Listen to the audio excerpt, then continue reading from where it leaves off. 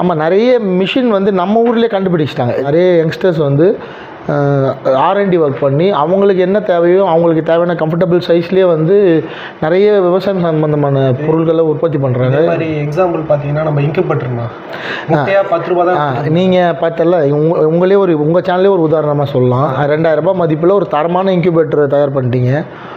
என் friend அவங்க அப்பாவுக்கு நான் வாங்கி கொடுத்தேன். கிட்டத்தட்ட அவர் ஒரு 50 முட்டையை பொறிச்சார் ஒரே டைமில். அதை நான் 1 இயர் வாரண்டியோடு கொடுத்துட்றோம். 95% சக்ஸஸ்ன்றாரு. ஸோ ஒரு 10 ரூபாய்க்கு கொடுத்த முட்டை இன்றைக்கி அவர் முட்டையை குஞ்சு பொறிச்சு அது 40 ரூபாய் 45 ரூபா கொடுத்தாரு அவர். ஸோ நம்ம முட்டையாக வைக்கும்போது 10 ரூபாய், இப்போ கோழி குஞ்சாக உற்பத்தி பண்ணுவோம் 3 மடங்கு 4 மடங்கு லாபம் பண்ணலாம். இந்த மாதிரி டெக்னாலஜிங்களை எங்களை மாதிரி இளைஞர்கள் பார்த்து விவசாயிகள் பயன். நீங்கள் வந்து விவசாயமில் நான் ஏதாவது செய்யணும், எனக்கு ஒரு சின்ன காணி இருக்குது, ஒரு சின்ன இடம் இருக்குது, எங்களுக்கு வந்து வேலை கிடைக்கல அப்படின்னா நீங்கள் தாராளமாக கால்நடை வளர்ப்புலையோ நேர்மையாக மனசார வந்து அந்த தொழிலை செய்ய ஆரம்பிக்கணும். இப்போ எனக்கு இது சம்மந்தமே இல்லாத தொழில், நீ ஏன்டா இதை பேசுகிறேன்னு கூட யோசிக்கலாம்.